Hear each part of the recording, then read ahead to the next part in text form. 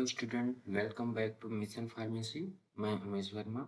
आज इस वीडियो में हम सॉल्व करने जा रहे हैं pharmaceutical chemistry D pharm first year के इम्पॉर्टेंट क्वेश्चन जो एग्जाम में आए हुए हैं और आने की संभावना है। एग्जाम में आंसर कैसे लिखना है, किस पॉइंट पर ज़्यादा मार्क्स मिलते हैं और कठिन सवालों को आसानी से कैसे हल करना है, आज हम ये सब डिस्कस करेंगे। अगर आप अपने डी फार्म एग्जाम की तैयारी कर रहे हैं तो यह वीडियो आपके लिए बहुत ही मददगार होने वाला है। इस वीडियो में जो क्वेश्चंस हैं, यहाँ से 99% के आसपास क्वेश्चन आपको एग्जाम में मिलेंगे ही मिलेंगे। तो चलिए शुरू करते हैं हम अपने पहले क्वेश्चन पे। पहला क्वेश्चन सेक्शन ए, जो कि वन वर्ड और वन सेंटेंस क्वेश्चन होता है। उसमें पहला क्वेश्चन है define following terms. Define following term जैसे टाइट्रेट और टाइट्रेट। अब जो टाइट्रेट होता है, इसका कंसंट्रेशन, जो टाइट्रेट होता है इसका कंसंट्रेशन हमको पता नहीं होता। इसका कंसंट्रेशन हम पता लगाते हैं टाइट्रेंट ऐड करके। टाइट्रेंट को ऐड करके हम टाइट्रेट का कंसंट्रेशन का पता लगाते हैं। जैसे यहाँ पे बताया गया है, to titrate means to gradually add one solution to another in a controlled way to determine the concentration of substance through a chemical reaction। मतलब हम टाइट्रेट में टाइट्रेंट को ऐड करके हम टाइट्रेट का कंसंट्रेशन निकालते हैं, जो कि हमारा टाइट्रेट है अननोन कंसंट्रेशन होता है। सेकंड है टाइट्रेंट। टाइट्रेंट क्या होता है? ये titrant is a solution of known concentration. इसका कंसंट्रेशन हमें पता रहेगा, इसकी कंसंट्रेशन की वजह से हम टाइट्रेट का कंसंट्रेशन पता करते हैं। सेकेंड क्वेश्चन है write the chemical name, structure and usage of thiopentone. हमें केमिकल नेम और स्ट्रक्चर, यूज, ये तीन चीजें बतानी पड़ेंगी। ये वन वर्ड में मतलब वन सेंटेंस में पूछ सकता है, या फिर ये 2 नंबर में भी, 3 नंबर में भी पूछे जा सकते हैं। केमिकल नेम क्या है? सबसे पहले केमिकल स्ट्रक्चर देख लें। हमारा पायरिमिडीन स्ट्रक्चर होगा, पायरिमिडीन, और उसमें डबल बॉन्ड को हटा के 2 ऑक्सीजन ग्रुप जुड़ जाते हैं जो कीटोन ग्रुप हो जाता है, और एक सल्फर ऐड रहता है, आयनिक बॉन्ड के रूप बॉन्ड बनाता है सोडियम के साथ। उसके बाद एक एथाइल ग्रुप रहेगा और एक 2 मेथाइल ब्यूटेन रहेगा। इसी के आधार पे इसका केमिकल नेम लिखा जाता है। जैसे सोडियम 5 एथाइल, 5 यहाँ पे है ethyl group, 5 ethyl, 5 1 methyl butyl, 5 1 methyl butyl, 2 थायो बार्बिट्रेट्स, 2 थायो बार्बिट्रेट्स। तो हमारा जो काउंटिंग हुआ है, इस डबल बॉन्डेड नाइट्रोजन से काउंटिंग करना, और 1 2 3 4 5 6। 5 पे क्या है? एथाइल है। 5 पे क्या है? 1, और इधर प्रोपाइल ग्रुप लगा है, मतलब ब्यूटाइल हो गया, 1 मेथाइल ब्यूटाइल, वही लिखा हुआ है 1 मेथाइल ब्यूटाइल, 2 थायो, 2 पे थायो है। उसके बाद बार्बिट्रेट्स, ये पूरा स्ट्रक्चर जो है वो बार्बिट्रेट्स का है। इस तरीके से हम सोडियम 5 एथाइल, 5 1 मेथाइल ब्यूटाइल, 2 थायो बार्बिट्रेट्स, ये थायोपेंटाइल सोडियम का स्ट्रक्चर और केमिकल नेम है। इसका यूज कहाँ कहाँ करते हैं? सर्जिकल प्रोसीजर में। सर्जिकल प्रोसीजर में क्या ऑपरेशन वगैरह किए जाते हैं तो वहाँ पे यूज किया जाता है। ये वेरी शॉर्ट एक्टिंग एनेस्थीसिया का काम करता है। ब्रेन प्रेशर, अगर ब्रेन का प्रेशर इंटरक्रेनियल प्रेशर है, उसको भी कम करने में काम करेगा। सीजर में कंट्रोल करने में भी काम करता है कभी कभी। तो ये आपके केमिकल नेम, स्ट्रक्चर और आपका जो यूज है, ये हम हो सकता है वन वन लाइन में आ जाए, या फिर हो सकता है 3 नंबर में आ जाए। ये हमारा दूसरा क्वेश्चन रहा। हम आगे बढ़ते हैं। Define cholinergic drug and name related agent. अब कोलिनर्जिक ड्रग क्या होते हैं?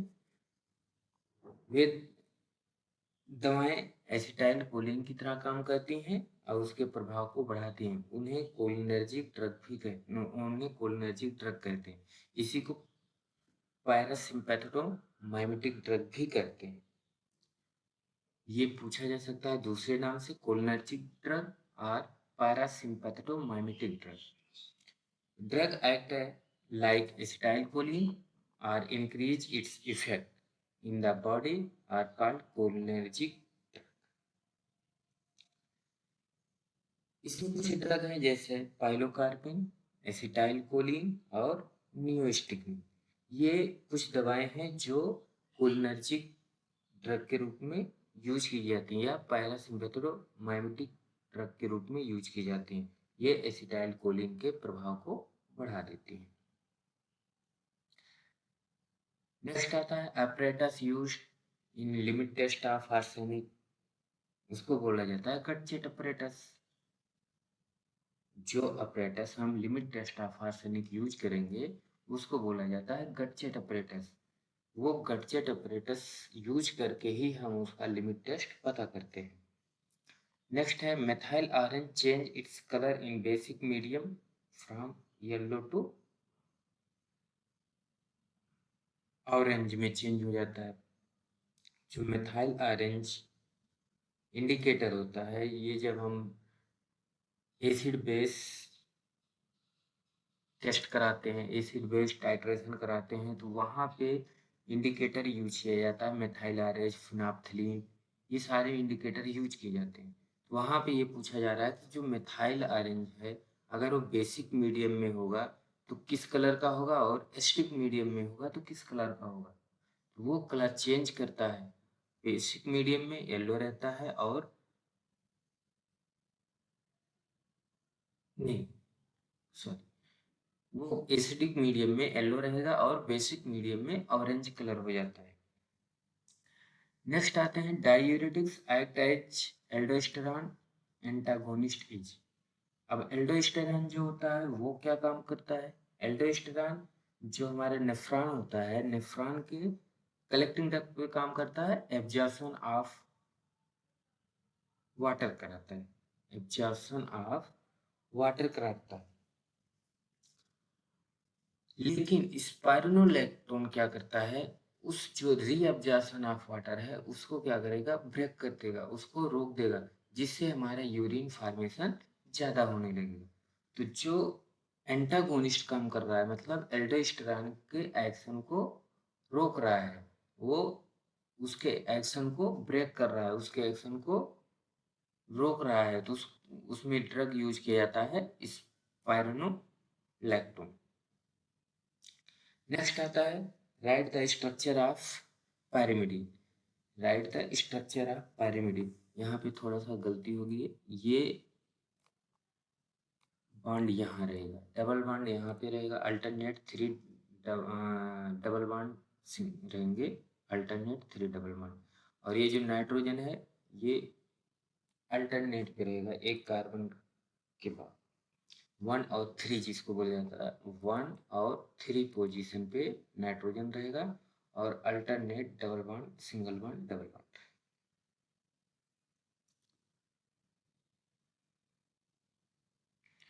नेक्स्ट आते हैं what is the antidote for धतूरा पॉइजनिंग। एंटीडोट क्या होते हैं? एंटीडोट वो केमिकल सब्सटेंस होते हैं जो हम किसी भी केमिकल के पॉइजनिंग के लिए, पॉइजनिंग को हटाने के लिए यूज करते हैं। जैसे यहाँ पे पूछा जा रहा है कि धतूरा पॉइजनिंग, अगर धतूरा का पॉइजनिंग हो रखा है तो हम उस धतूरा के पॉइजनिंग को कैसे कम कर सकते हैं? तो उस धतूरा के पॉइजनिंग को हम कम कर सकते हैं फाइसोस्टिग्मिन देके। फाइसोस्टिग्मिन अभी थोड़ी देर पहले हमने पढ़ा था। फाइसोस्टिग्मिन जो था वो पैरासिम्पैथेटोमाइमेटिक में था, जो हमारा कोलिनर्जिक ड्रग के एक्शन को बढ़ा रहे थे, वहाँ पे फाइसोस्टिग्मिन यूज किया जा रहा था। तो जो फाइसोस्टिग्मिन है वो धतूरा के पॉइजनिंग को कम करता है। धतूरा पॉइजनिंग में एंटीकोलिनर्जिक लक्षण होते हैं, ठीक है, एंड जो कोलिनर्जिक था उसी का एंटीकोलिनर्जिक लक्षण होता है, उसके एक्शन को कम करता है। जैसे मुंह सूखना, घबराहट, ये सारी चीजें होती हैं जब धतूरा का पॉइजनिंग होता है, तो उनको फाइसोस्टिग्मिन देके ठीक किया जाता है, क्योर किया जाता है। ट्रीटमेंट क्या है? फाइसोस्टिग्मिन। नेक्स्ट है anti neoplastic drug or medication used to treat anti neoplastic का मतलब ही होता है, नियोप्लास्टिक का मतलब ही होता है कैंसर। तो एंटी नियोप्लास्टिक मतलब जो कैंसर को ट्रीट करने के लिए यूज हो उसको बोला जाता है anti neoplastic drug. What is the role of indicator in reaction? What is the role of indicator? अभी हमने बताया था कुछ इंडिकेटर यूज किए जाते हैं जो हमें इंडिकेट करता है कि वो रिएक्शन का एंड पॉइंट आ गया है कि नहीं। So the end point of changing colour, मतलब जो भी रिएक्शन होगा वो रिएक्शन का एंड हो गया है कि नहीं हो गया है, वो बताता है इंडिकेटर, उसका एंड पॉइंट। नेक्स्ट है the colour and usage of KMnO4। KMnO4 जो है स्ट्रॉन्ग ऑक्सीडाइजिंग एजेंट होता है, strong oxidising used as disinfectant and in titration. इसको यूज किया जाता है डिसइंफेक्टेंट के रूप में और टाइट्रेशन में भी यूज करते हैं। जो एसिड बेस्ड रेडॉक्स टाइट्रेशन होता है वहाँ पे इसको यूज किया जाता है। ये पर्पल कलर का होता है या डीप वायलेट कलर का होता है। अगर आपको वन सेंटेंस क्वेश्चन पूछ रहा है तो इतना काफी है, जो पूछ रहा है एग्जैक्ट उसी का आंसर लिखना है। नेक्स्ट है chemical formula and use of ferrous sulphate. Ferrous sulphate FeSO4, FeSO4 को ही बोला जाता है फेरस सल्फेट। यूज कहाँ करते हैं? यहाँ पे आयरन है और ब्लड में भी आयरन रहता है, तो इसलिए आयरन डिफिशियंसी एनीमिया में यूज किया जाता है। आयरन लेवल ऑफ बॉडी को इंक्रीज करने के लिए यूज किया जाता है। जो आयरन लेवल है उसको हम इंक्रीज कराते हैं, क्या देके? फेरस सल्फेट देके। नेक्स्ट क्वेश्चन है central pharmacopoeia laboratory situated at Ghaziabad. Central pharmacopoeia laboratory Ghaziabad में स्थित है। नेक्स्ट है बीटाडीन। बीटाडीन क्या होता है? बीटाडीन आप लोग यूज करते हैं, कहीं कट लग गया तो वहां पे बीटाडीन लगा देते हैं। तो जो बीटाडीन है वो एंटीसेप्टिक के रूप में यूज किया जाता है। कहीं पे भी घाव हो, वहां पे अगर बैक्टीरियल इन्फेक्शन हो रहा है, कीटाणु का इन्फेक्शन हो रहा है, तो उसी को किल करने के लिए हम क्या यूज करते हैं? बीटाडीन। और उस जो बैक्टीरिया को किल करता है उसी को बोला जाता है एंटीसेप्टिक। नेक्स्ट है use of dental product. Dental product का यूज क्या क्या होता है? सबसे पहले डेंटल प्रोडक्ट, अगर कैरीज बनी हुई है, हमारे दांतों में कैविटी बनी हुई है, तो उसको फिल करने के लिए, उसको खत्म करने के लिए, अगर उसमें कीड़े हैं तो उसको किल करने के लिए, क्लीनिंग करने के लिए, मेंटेन ओरल हाइजीन मेंटेन करने के लिए। एक होता है डिसेंसिटाइजिंग एजेंट। इस सेंसिटिविटी, अगर दांत की सेंसिटिविटी बढ़ गई है तो उस सेंसिटिविटी को कम करने के लिए, सेंसिटिविटी मतलब जैसे अगर गर्म पानी पीते हैं, ठंडा पानी पीते हैं, वो दांतों में लगता है, उसको रिमूव करने के लिए हम डेंटल प्रोडक्ट यूज करते हैं। तो ये हमारे 15 क्वेश्चन थे जो शॉर्ट आंसर थे, मतलब वन वर्ड या वन सेंटेंस क्वेश्चन थे। ये 1 मार्क्स में पूछे जाते हैं। नेक्स्ट हम आते हैं सेक्शन बी, जिसमें 60 टाइप क्वेश्चन होते हैं, 3 मार्क्स का पूछा जाता है, शॉर्ट आंसर टाइप होता है। इसमें कुछ क्वेश्चन है जिसको हम डिस्क्राइब करेंगे, जैसे write the principle reaction involve in limit test. अब जब लिमिट टेस्ट का प्रिंसिपल पूछ रहे तो वहां पे आपको लिखना पड़ेगा क्या चीज, रिएक्शंस, क्या रिएक्शंस इन्वॉल्व हो रहा है उस लिमिट टेस्ट में, लिमिट टेस्ट कैसे निकल के आ रहा है, क्या उसमें रिएक्शन हो रहे हैं, क्या प्रोडक्ट आ रहा है जिसकी वजह से हमें लिमिट पता चल रही है। जैसे क्लोराइड के लिए क्या है, chloride ion react with silver nitrate to form a white precipitate of silver chloride, the turbidity produce is compared with standard. मतलब जो भी क्लोराइड आयन होगा हमारे सैंपल में वो किससे रिएक्ट करेगा, सिल्वर नाइट्रेट से। जब सिल्वर नाइट्रेट से रिएक्शन करेगा तो वो बनाएगा क्या, सिल्वर क्लोराइड। और वही सिल्वर क्लोराइड जो होता है वही हमें क्या देता है, टर्बिडिटी, क्योंकि वो व्हाइट कलर का प्रेसिपिटेट बनाता है। अब इसमें देखिए जैसे NaCl कोई भी रिएक्शन हम कोई भी लिमिट टेस्ट कर रहे हैं उसमें क्लोराइड हो सकता है। अब क्लोराइड किसी भी फॉर्म में हो सकते हैं, KCl NaCl किसी भी फॉर्म में हो सकते हैं। तो उसका रिएक्शन AgNO3 से होगा तो AgCl प्रेसिपिटेट बन जाएगा और सोडियम नाइट्रेट या फिर जिसके साथ वो क्लोराइड रहेगा उसके साथ वो नाइट्रेट बना लेगा और वो यही AgCl प्रेसिपिटेट दे देगा। सिल्वर यहाँ पे क्लोराइड आयन सिल्वर नाइट्रेट के साथ क्रिया करके सफेद अवक्षेप या उसी को बोला जाता है प्रेसिपिटेट बनाते हैं। बनी हुई धुंधलापन या टर्बिडिटी की तुलना स्टैंडर्ड सॉल्यूशन से करेंगे। हम उसको कंपेयर करेंगे अपने स्टैंडर्ड के साथ और बताएंगे कि हमारा जो टेस्ट सॉल्यूशन है वो लिमिट टेस्ट को पास कर रहा है या फेल हो रहा है। जैसे स्टैंडर्ड NaCl सॉल्यूशन तैयार करने के लिए NaCl को स्मॉल अमाउंट जैसे अकॉर्डिंग टू IPBP USP के अकॉर्डिंग हम डिजोल्व करेंगे, उसके क्वांटिटी को मेजर करेंगे और उसमें डाइल्यूट नाइट्रिक एसिड ऐड करेंगे, ऐड करने के बाद उसमें सिल्वर नाइट्रेट ऐड करेंगे। सिल्वर नाइट्रेट के बाद उसमें एक टर्बिडिटी डेवलप होगी और उस टर्बिडिटी को स्टैंडर्ड मान के चलेंगे कि ये स्टैंडर्ड टर्बिडिटी है, इतना इम्प्योरिटी इसमें रहता ही। अब यहाँ पे कुछ चीज़ें जैसे पूछी जा सकती हैं, जैसे हम डाइल्यूट नाइट्रिक एसिड क्यों ऐड कर रहे हैं, क्या रीजन है डाइल्यूट नाइट्रिक एसिड यूज करने के। डाइल्यूट नाइट्रिक एसिड जो यूज किया जाता है वो इसलिए यूज किया जाता है कि अगर हमारे उस सॉल्यूशन में कोई और इम्प्योरिटी है तो उसको डिजॉल्व कर सकें ताकि वो सिल्वर से रिएक्शन ना कर पाए।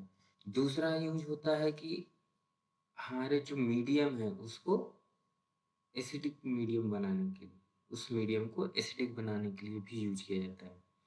अब हम सैंपल के लिए टेस्ट सॉल्यूशन के लिए क्या करेंगे, सैंपल सॉल्यूशन तैयार करेंगे, स्मॉल अमाउंट में हम लेंगे और उसका सॉल्यूशन बनाएंगे और उसमें डाइल्यूट नाइट्रिक एसिड ऐड करेंगे। उसके बाद उसमें सिल्वर नाइट्रेट ऐड करेंगे। जो सिल्वर नाइट्रेट ऐड करेंगे वो उसी के जैसे ही ऐड करेंगे हम उसमें टर्बिडिटी दिखना शुरू हो जाएगा और उस टर्बिडिटी को स्टैंडर्ड के साथ कंपेयर कर लेंगे, स्टैंडर्ड सॉल्यूशन के साथ कंपेयर कर लेंगे।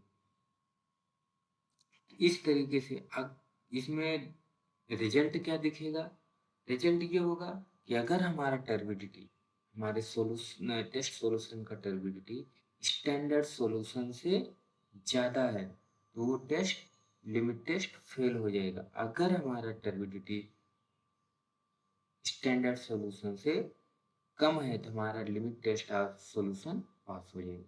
तो इस तरीके से हम principle reaction involving limit test कर सकते हैं। यहाँ पे प्रिंसिपल हम लिखेंगे जैसे NaCl वाला, लेकिन प्रोसीजर यहाँ पे हम मेंशन नहीं करेंगे। अगर ये लॉन्ग क्वेश्चन में पूछा जाता है तो वहाँ पे हम प्रिंसिपल और प्रोसीजर दोनों हम लॉन्ग क्वेश्चन में अगर आता है तो वहाँ पे लिखेंगे। यहाँ पे क्या लिख सकते हैं हम, लिमिट टेस्ट ऑफ क्लोराइड का प्रिंसिपल और ये रिएक्शन, दो चीजें ये हम ऐड करेंगे। नेक्स्ट आते हैं discuss in brief about medicinal gas. अब मेडिसिनल गैस क्या होते हैं? ऐसे गैस जो एज ए मेडिसिन यूज किए जा रहे हो, जो ट्रीटमेंट में यूज किया जा रहा हो किसी डिजीज के, उसको बोला जाता है मेडिसिनल गैस। जैसे मेडिसिनल गैस वे गैस जो उपचार, बेहोशी मतलब एनेस्थीसिया या जांच के लिए उपयोग की जाती है। Medicinal gases are gases used for medicinal purpose such as treatment, anaesthesia और डायग्नोसिस। इन सब के लिए जो गैस यूज की जाती है उसको बोला जाता है मेडिसिनल। एग्जाम्पल्स क्या क्या हैं? Oxygen, nitrous oxide, carbon dioxide और नाइट्रोजन।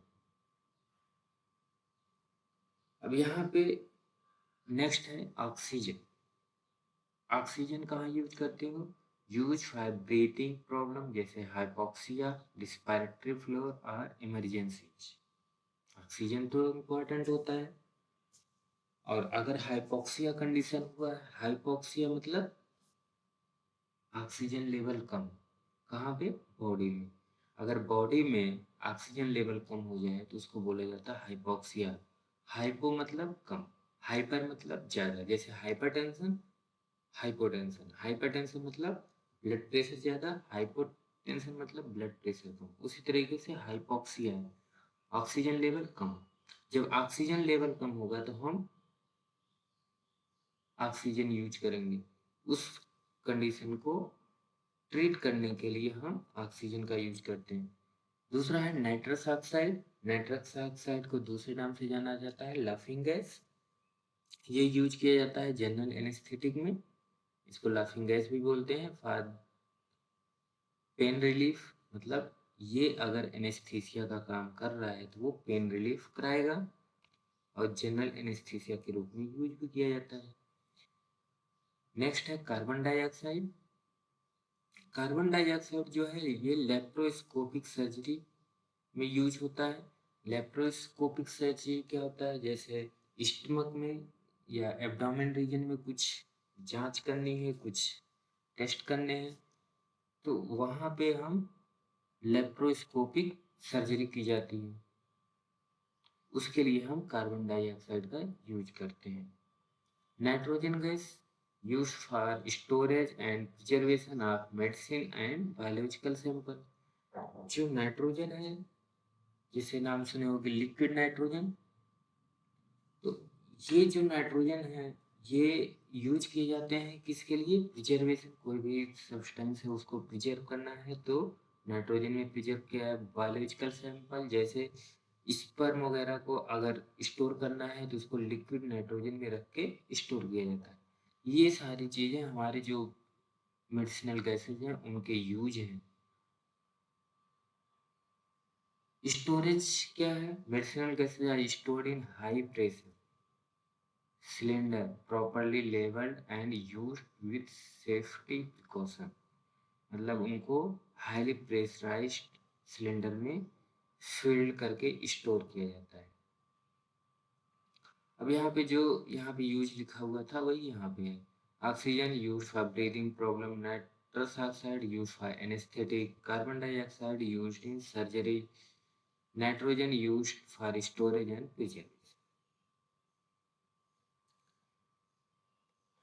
तो ये हमारे 3 नंबर का क्वेश्चन है जिसमें मेडिसिनल गैस का नाम बताना है, उसके यूज क्या है वो बताना है, उसके जो भी स्टोरेज कंडीशन है उसको बताना है। नेक्स्ट आता है write the molecular formula pharmaceutical formulation, storage and usage of silver nitrate. Silver nitrate AgNO3 हमारा जो है सिल्वर नाइट्रेट है। फार्मुलेशन क्या हो सकते हैं? सॉल्यूशन के रूप में मिलता है, जैसे आई ड्रॉप एनेस्थेटिक सॉल्यूशन जो होते हैं वो सॉल्यूशन के रूप में मिलते हैं। ऑइंटमेंट या टॉपिकल प्रिपरेशन क्रीम वगैरह भी बनाए जाते हैं इनके। स्टोर कहाँ करेंगे? Well closed light resistance container. Light resistance container क्यों? क्योंकि अगर लाइट लाइट अगर सिल्वर नाइट्रेट पे पड़ेगी तो ये सिल्वर नाइट्रेट अपना कलर, अपनी प्रॉपर्टीज, सारी चीजें अलग हो जाती हैं और इसकी प्रॉपर्टीज डिफरेंट हो जाएंगी। तो ये इसका जो मेडिसिनल पर्पज के लिए यूज कर रहे हैं वो एक्शन नहीं शो कर पाएगा, इसलिए इनको वेल क्लोज्ड और लाइट रेजिस्टेंस कंटेनर में स्टोर किया जाता है।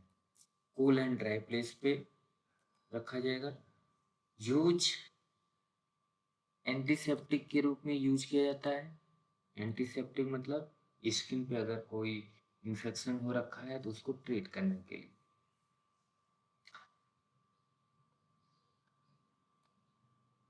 क्वाटराइज वुंड मतलब अगर कोई वुंड जो हुआ है वो जलने की वजह से हुआ है, उसको ट्रीट करने के लिए हम क्या करते हैं? सिल्वर नाइट्रेट का यूज करते हैं। आई इन्फेक्शन में, अगर आई में इन्फेक्शन हो रखा है उसके लिए भी हम यूज करते हैं। आई इन्फेक्शन एक तरह से बोल सकते हैं ऑप्थेल्मिक इन्फेक्शन, आँख का इन्फेक्शन अगर हो रखा है तो वहाँ भी हम यूज करते हैं सिल्वर नाइट्रेट का। नेक्स्ट आता है फिनोबार्बिटल। फिनोबार्बिटल का क्या लिखा है? Structure, chemical name and use.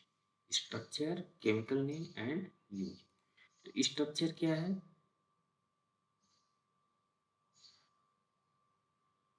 अभी ऊपर पढ़ के आए थे बार्बिट्रिक एसिड। ये बार्बिट्रिक एसिड ही है और यहाँ पे जो फिफ्थ पोजीशन वहाँ पे एक एथाइल लगा हुआ है, एक फिनाइल लगा हुआ है। अभी इसके पहले जो आप पढ़ के आया था फिनोबार्बिटल, सेम उसी की तरह इसका भी स्ट्रक्चर है। वहाँ पे केवल यहाँ पे सल्फर था और सल्फर के साथ सोडियम था, और यहाँ पे one methyl butyl, one methyl butyl था, और ये तो फिनाइल ग्रुप था ही। 5 एथाइल, 5 फिनाइल बार्बिट्रिक एसिड, ये बार्बिट्रिक एसिड। इसका क्लास जो है बार्बिट्रेट डेरिवेटिव, जो क्लास है वो बार्बिट्रेट डेरिवेटिव्स है। यूज क्या है? Use as anti convergent in the treatment of seizure and epilepsy.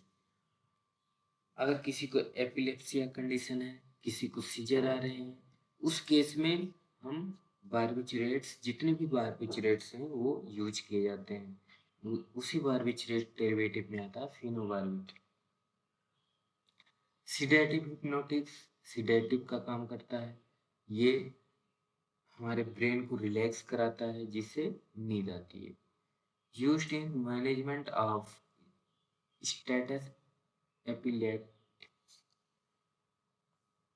अब एपिलेप्टिकस क्या है? एपिलेप्टिकस यही जो एपिलेप्सिया अभी पढ़ रहे थे उसी को बोला जाता है एपिलेप्टिकस।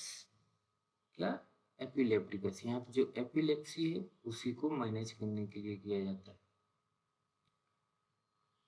ये हमारा जो फिनोबार्बिटल है वो केमिकल स्ट्रक्चर हमारा फिनाइल बार्बिट्रिक एसिड है और बार्बिट्रेट्स के डेरिवेटिव्स हैं। इनका नाम क्या हो जाएगा? 5 एथाइल 5 फिनाइल बार्बिट्रिक एसिड। दूसरा क्या है? 2,4 ट्राई ऑक्सो ग्रुप। 2, 4, यहाँ पे 6। ये हो गया 1, ये हो गया 2, ये हो गया 3, ये हो गया 4, ये हो गया 5, ये हो गया 6। 2, 4, 6 ट्राई ऑक्सो ग्रुप यहाँ पे लगे रहेंगे और 5 पे फिनाइल और एथाइल ग्रुप लगा रहेगा और 1 और 3 पे एजा ग्रुप लगा रहेगा, नाइट्रोजन ग्रुप। तो ये हमारा 5 ethyl 5 phenyl barbituric acid barbiturate derivatives के हैं। यूज कहाँ है, जितने भी सीजर्स एपिलेप्सिया केस आएंगे वहाँ पे हम इनको यूज करेंगे, सीडेटिव हिप्नोटिक्स के रूप में यूज करते हैं। ये हमारा हो गया chemical structure, chemical name, uses of फेनोबार्बिटरेट।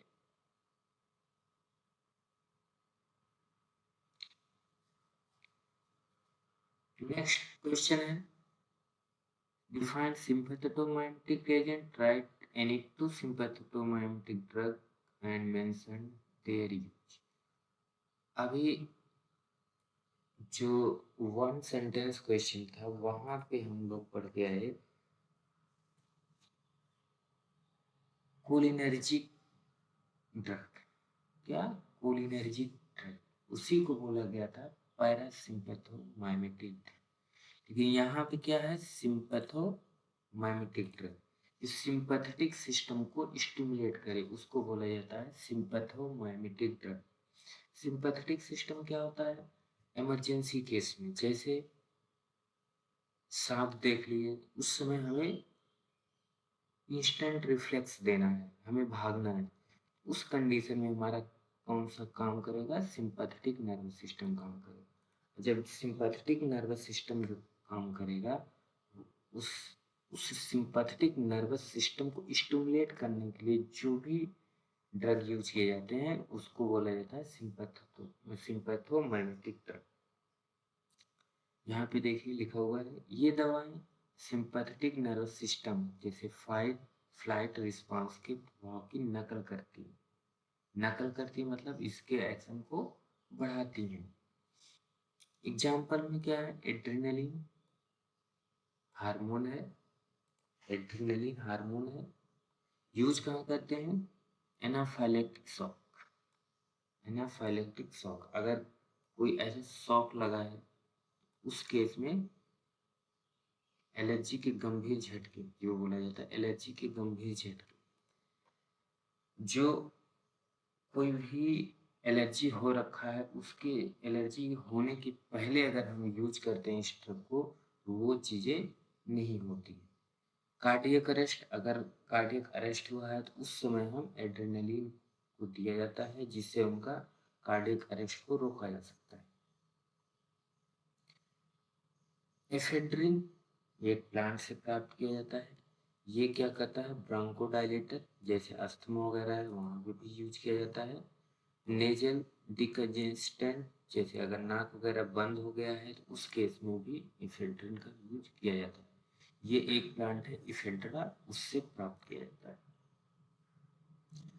अब ट्रिक क्या बताया गया है, सिंपैथोमाइमेटिक, सिंपैथेटिक सिस्टम को स्टिमुलेट करने वाली ड्रग, सिंपैथेटिक सिस्टम को स्टिमुलेट करने वाली ड्रग को ही सिंपैथोमाइमेटिक एजेंट बोला जाता है।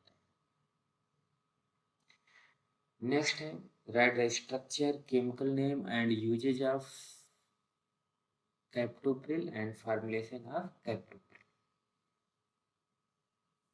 स्ट्रक्चर क्या है,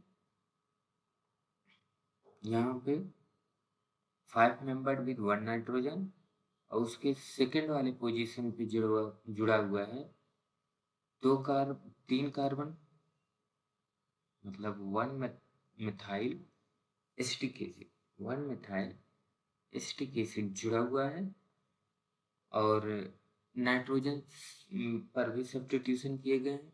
इस तरीके से जो कैप्टोप्रिल है वो 5 मेंबर्ड विद नाइट्रोजन है। इसका केमिकल नेम क्या होगा, 1,3-mercapto 2-methyl प्रोपेनॉइल एल-प्रोलीन।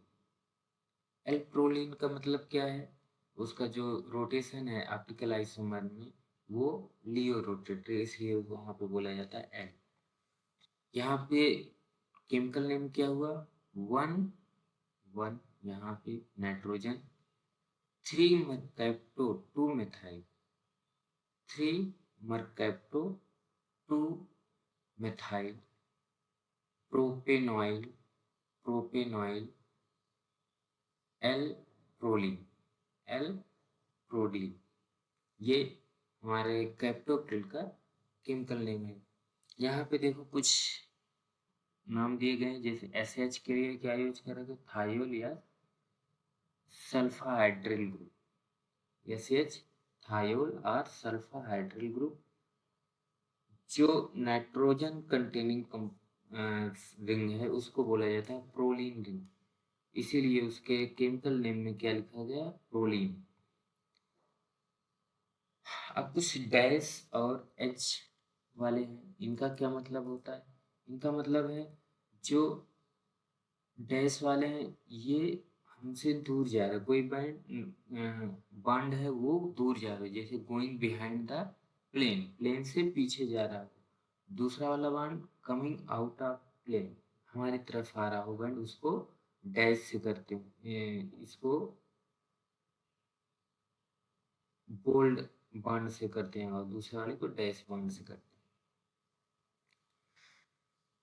अब इस कैप्टोप्रिल जो है यूज कहाँ किया जाता है, हाइपरटेंशन में, हाइपरटेंशन में, हार्ट फेलियर में और डायबिटिक न्यूरोपैथी में कैप्टोप्रिल का यूज किया जाता है।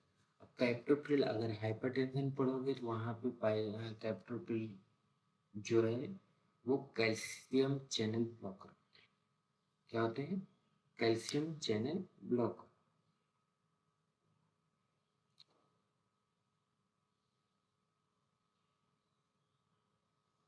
नेक्स्ट है फार्मास्यूटिकल फार्मुलेशन, क्या है, फार्मास्यूटिकल फार्मुलेशन जो है वो टैबलेट के रूप में इनका मोस्ट कॉमनली यूज किए जाते हैं, जो मार्केट में भी अवेलेबल है वो टैबलेट के फॉर्म में भी, टैबलेट के फॉर्म में ही अवेलेबल है।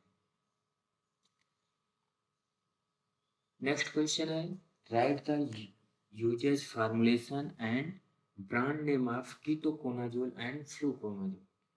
कीटोकोनाजोल और फ्लूकोनाजोल ये जो ड्रग होते हैं वो यूज किए जाते हैं एंटी फंगल के रूप में, दोनों क्या है, एंटी फंगल के रूप में यूज किए जाते हैं।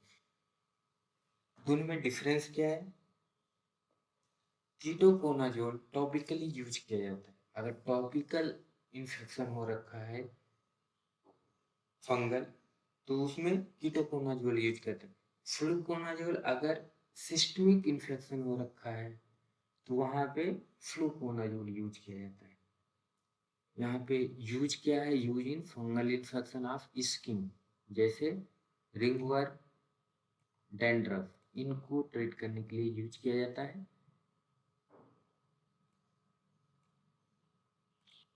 नेक्स्ट है use in seborrheic dermatitis. Seborrheic dermatitis क्या होता है, जैसे जब फंगल इन्फेक्शन होगा, एक पतली सी पपड़ी उजड़ने लगेगी हमारे स्किन से।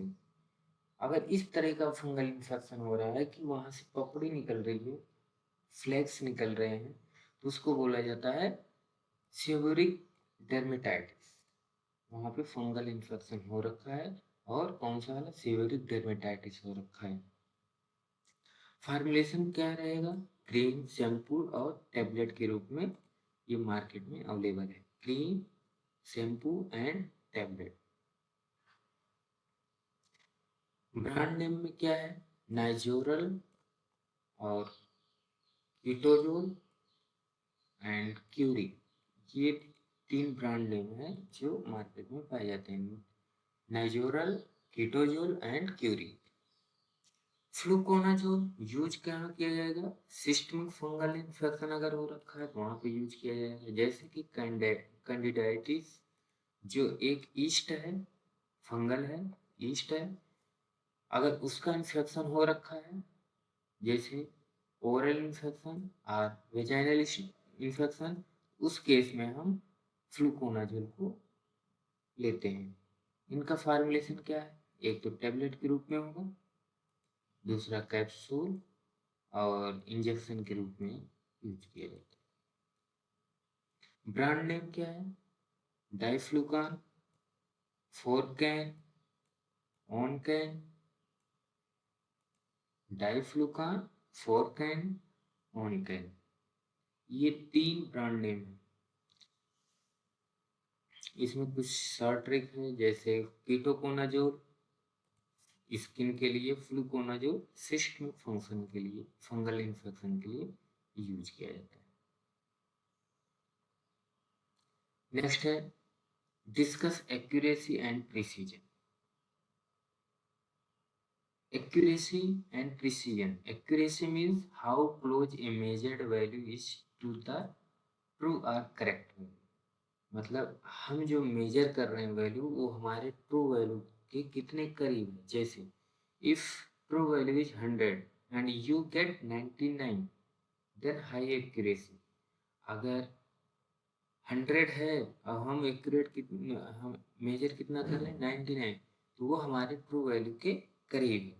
अगर वहीं पे 98 आ जाए, 97, 95 आ जाए, तो हमारा जो एक्यूरेसी हो धीरे धीरे घट रहा है. 98 आया, कम हो गया एक्यूरेसी, 97 आया और कम हुआ, 96 आया और कम हुआ, 95 आया और कम हुआ. मतलब जैसे जैसे हमारा जो ट्रू वैल्यू है उससे एक्सपेरिमेंटल वैल्यू घटता या बढ़ता जाएगा, तो वो एक्यूरेसी उसकी कम होती जाएगी. प्रिसीजन, परिशुद्धता जिसको बोला जाता है. पर इसमें क्या होगा, precision means how close repeated measurement are to each other. मतलब हम जो अलग अलग मेजरमेंट कर रहे हैं वो आपस में कितने क्लोज हैं, उसको बोला जाता है प्रिसीजन. जैसे वैल्यू 98, 98, 98, हमने क्या किया, जो 100 था इसको हम मेजर किए, हमने मेजर किया 99 4 टाइम आ रहा है. वो जो 4 टाइम 99 आ रहा है, ये आपस में 99, 98, 99 ये आपस में क्लोज है. तो ये जो क्लोज है, क्लोजनेस है, डिफरेंट वैल्यू का क्लोजनेस, वो कहलाता है प्रिसीजन. और ट्रू वैल्यू से क्लोजनेस वो कहलाता है एक्यूरेसी.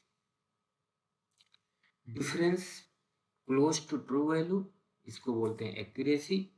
इसको दूसरे नाम से जाना जाता है करेक्टनेस.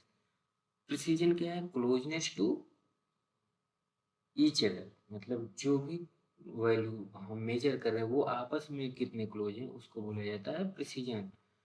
और उसी को बोला जाता है कंसिस्टेंसी. क्या, कंसिस्टेंसी. केवल इस वर्ड को याद रखो.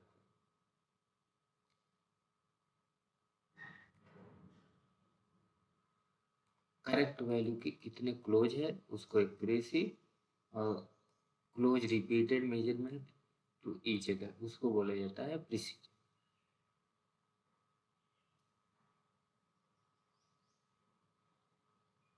नेक्स्ट आता है, what is the acid base titration.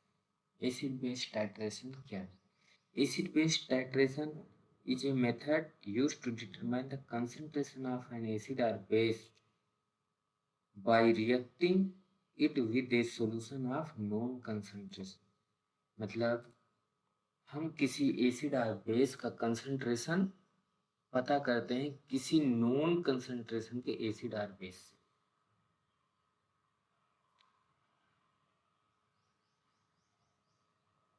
जैसे यहाँ पे HCl और NaH, NaCl और H2, ये रिएक्शन कराए जाते हैं हमेशा एसिड बेस का जब पता लगाया जाता है, तो एसिड बेस टाइट्रेशन से ही होगा. एसिड बेस टाइट्रेशन को बोला जाता है न्यूट्रलाइजेशन. तो NaHCl को न्यूट्रलाइज करने के लिए कितना NaH लगेगा, इसके आधार पे हम बता सकते हैं कि हमारे सॉल्यूशन में कितना HCl है.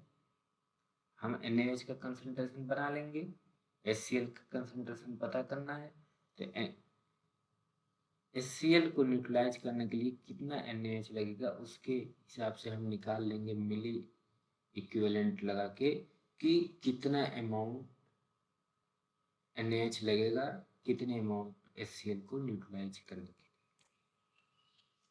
अब इसका एप्लीकेशन क्या होता है, use to find strength of acid और बेस. एसिड बेस कितना प्रेजेंट है उसका पता लगाने के लिए हम एसिड बेस टाइट्रेशन करते हैं. प्योरिटी चेक करते हैं कि हमारा जो सैंपल है, हमारा जो ड्रग है वो कितना प्योर है, उसमें कोई इम्प्योरिटीज तो नहीं है, कोई एसिड की इम्प्योरिटी नहीं है, कोई बेस का इम्प्योरिटी नहीं है. उसके आधार पे हम उसकी प्योरिटी चेक करते हैं. नेक्स्ट है write usages and classification of anti arrhythmic drug. अब एंटी एरिथमिक ड्रग क्या होते हैं, कभी कभी क्या होता है, हमारा जो हार्ट है उसका जो रिदम है वो चेंज हो जाता है, जो उसमें कंट्रैक्शन रिलैक्सेशन हो रहे हैं, जो हार्ट बीट चल रही है 72 टाइम्स पर मिनट, वो रिदम में नहीं रहते हैं। उस रिदम को सही करने के लिए जो भी ड्रग यूज किए जा रहे हैं उसको बोला जाता है एंटी एरिथमिक। जो कि रिदम बिगड़ चुका है, उस रिदम को सही करने के लिए यूज किया जाता है एंटी एरिथमिक। इनका यूज कहाँ किया जाएगा? एबनॉर्मल हार्ट रिदम, अगर हार्ट का रिदम सही नहीं है तो वहाँ पे एंटी एरिथमिक ड्रग यूज किया जाएगा। एट्रियल फाइब्रिलेशन और वेंट्रिकुलर एरिथमियाज, जो भी एट्रिया होता है, एट्रियम होता है और वेंट्रिकुलर होता है, अगर एट्रिया प्रॉपर कंट्रैक्शन नहीं कर रहा है और वेंट्रिकुलर में जो कंट्रैक्शन हो रहा है वो रिदम में नहीं हो रहा है, तो उसको ट्रीटमेंट करने के लिए एंटी एरिथमिक ड्रग यूज करते हैं। प्रिवेंट रीअकरेंस ऑफ एरिथमिया, मतलब बार बार जो एरिथमिया हो रहा है उसको रोकने के लिए भी हम एंटी एरिथमिक ड्रग यूज करते हैं। इमरजेंसी इन कार्डियक कंडीशन, अगर कोई इमरजेंसी आ गया है कार्डियक कंडीशन जैसे कार्डियक अरेस्ट वगैरह, वहाँ पे उसको भी क्योर करने के लिए इमरजेंसी कंडीशन में एंटी एरिथमिक ड्रग यूज किया। अब क्लासिफिकेशन को क्लासिफाई किया गया है 4 क्लास में। जैसे पहला क्लास है क्लास फर्स्ट, जिसको बोला जाता है सोडियम चैनल ब्लॉक। अब सोडियम चैनल ब्लॉक करके क्या करेंगे? सोडियम चैनल ब्लॉक करके जो भी हमारा इम्पल्स मूव करता है वो सोडियम पोटेशियम चैनल के थ्रू ही करता है। तो अगर हम सोडियम चैनल को ब्लॉक कर देंगे, जो हमारा रिदम बिगड़ा हुआ है हार्ट का वो सही हो जाएगा। इसमें जो ड्रग यूज करते हैं वो है क्विनिडीन और लिडोकेन। लिडोकेन जो है ये यूज किया जाता है ये एनेस्थीसिया, तो लिडोकेन भी यूज करते हैं। ये क्या करता है? सोडियम चैनल को ब्लॉक कर देता है। दूसरा बीटा ब्लॉकर। बीटा ब्लॉकर में यूज किया जाता है प्रोपेनोलॉल, एटेनोलॉल, सोटालॉल, ये सारी चीज़ें यूज की जाती हैं बीटा ब्लॉकर के रूप में। हार्ट रेट को ये कम करता है, ब्लड प्रेशर को भी कम करता है बीटा ब्लॉकर। नेक्स्ट है potassium channel blocker. Potassium channel, अभी जो सोडियम चैनल ब्लॉकर है यहाँ पे पोटेशियम चैनल ब्लॉकर, ये क्या करता है? रीपोलराइजेशन टाइम को बढ़ाता है। क्या? Repolarisation time. रीपोलराइजेशन ये चलते रहते हैं। इन्हीं की चलने की वजह से हमारा जो इम्पल्स है वो आगे बढ़ता है, और कोई भी जब इम्पल्स आगे बढ़ेगा तो वही जाके इम्पल्स हमारे हार्ट को कंट्रैक्शन और रिलैक्सेशन भी कराता है। जितने ज़्यादा इम्पल्स बनेंगे उतने ज़्यादा कंट्रैक्शन रिलैक्सेशन कराएगा। तो अगर हम उस इम्पल्स को ही रोक दे रहे हैं, कैसे? सोडियम चैनल को ब्लॉक करके और पोटेशियम चैनल को ब्लॉक करके, जब इम्पल्स ही नहीं पहुंचेगा तो हमारा जो कंट्रैक्शन रिलैक्सेशन है वो स्लो हो जाएगा। नेक्स्ट है कैल्शियम चैनल ब्लॉकर, विरेपामिल जो है, विरेपामिल ये कैल्शियम एंट्री को रोकता है। कैल्शियम कराता क्या है? कैल्शियम कराता है हमारा मसल कॉन्ट्रैक्शन। अगर हम कैल्शियम चैनल को ब्लॉक कर देंगे और कैल्शियम को ही एंट्री नहीं मिलेगी, जिससे हमारा कॉन्ट्रैक्शन स्लो हो जाएगा।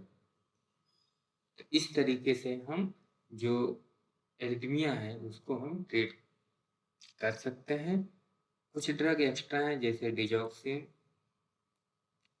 और एडिनोसिन, ये ड्रग भी यूज किए जाते हैं। नेक्स्ट क्वेश्चन है short right short note on NSAID agent and it's type. NSAID का फुल फॉर्म क्या है? Non steroidal anti inflammatory drug. These drugs are that reduce pain, inflammation, fever without using steroids. इसमें steroid के बगैर ही हमारा pen और inflammation fever को reduce किया जाता है, कम किया जाता है। They are mainly work by inhibiting prostaglandin synthesis. जो प्रोस्टाग्लैंडिन होता है यही क्या कराता है हमें, फीवर, इन्फ्लामेशन और पेन, ये सारी चीजें प्रोस्टाग्लैंडिन का काम होता है। तो जो एनएसआईडी होगा वो क्या करेगा, प्रोस्टाग्लैंडिन के सिंथेसिस को इनहिबिट कर देगा। जब प्रोस्टाग्लैंडिन इनहिबिट हो जाएगा तो हमारा क्या होगा, पेन, इन्फ्लामेशन और फीवर, ये सारी चीजें नहीं होंगी। और उसमें जो रिसेप्टर होता है, जो एंजाइम होता है, वो होता है कॉक्स। यही कॉक्स क्या कराता है, प्रोस्टाग्लैंडिन के सिंथेसिस को कराता है, जिसकी वजह से प्रोस्टाग्लैंडिन बनता है और पेन, इन्फ्लेमेशन और फीवर, ये सारी चीजें होती हैं। तो जो एनएसआईडी हैं वो इसी को इनहिबिट करते हैं, कॉक्स एंजाइम को इनहिबिट कर देते हैं।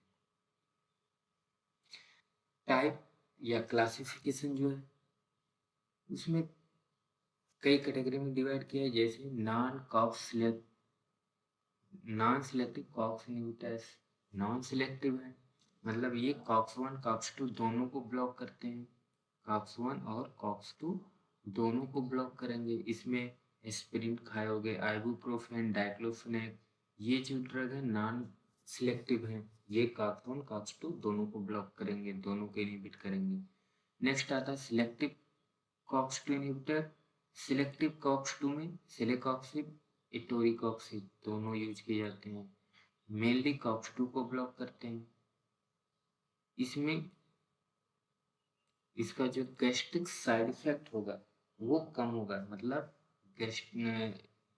किसी को गैस्ट्राइटिस का प्रॉब्लम नहीं होगा। ये एसिडिटी काज नहीं करता, या करता है बहुत कम करता है, इसीलिए इसको बोला जाए कम gastric side effect. Preferential COX 2 inhibitors, अब यहाँ पे था सिलेक्टिव कॉक्स 2, ये प्रेफरेंशियल कॉक्स 2, मतलब सिलेक्टिव केवल कॉक्स, जो सिलेक्टिव कॉक्स 2 है वो केवल कॉक्स 2 पर ही एक्शन देगा, लेकिन प्रेफरेंशियल कॉक्स 2 जो है वो कॉक्स 2 पर ज़्यादा इफेक्ट करेगा as compare to COX 1। Action दोनों पे करेगा, कॉक्स 1 कॉक्स 2 दोनों पे करेगा, लेकिन प्रेफरेंशियल क्या है, कॉक्स 2 पे। प्रेफरेंस क्या है, कॉक्स 2 को ज़्यादा इफेक्ट करेगा। इसमें है मेलोक्सिकैन और निमोसुलाइड, ये इनके क्लासिफिकेशन हैं और इनके कुछ ड्रग्स हैं। यूज अभी ऊपर पढ़ के आए हो, पेन, फीवर और इन्फ्लामेशन, इनको रिड्यूस करने के लिए हम एनएसएआईडी यूज करते हैं। Next, anti malarial agent. Anti-malarial agent, drug used to prevent treatment of malaria caused by parasite Plasmodium. Plasmodium का अगर इन्फेक्शन हो रखा है तो हम उसको ट्रीट करने के लिए जो भी ड्रग का यूज करते हैं उसे बोला जाता है एंटी मलेरियल एजेंट। इनका क्लासिफिकेशन क्या है, ब्लड साइजिजोइन,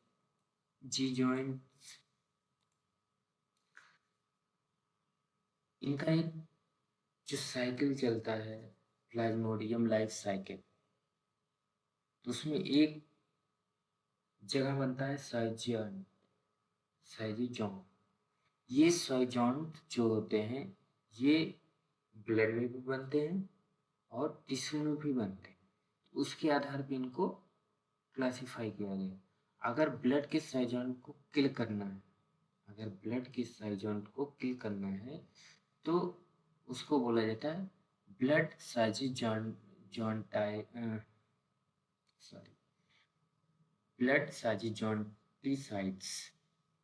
साजिजोंटिसाइड्स।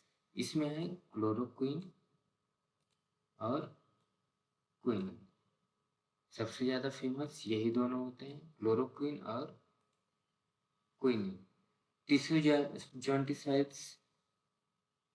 टिश्यू साजिजोंटिसाइड्स जो हैं वो टिश्यू में होने वाली साइजोन फॉर्मेशन को रोकते हैं, टिश्यू में जो साइजोन्स बनते हैं उनको रोका जाता है, वो है प्राइमेक्विन। इसमें प्राइमेक्विन यूज किया जाता है। वही प्राइमेक्विन क्या करता है, जो टिश्यू में साइजोन्स बनते हैं उनको रोकता है।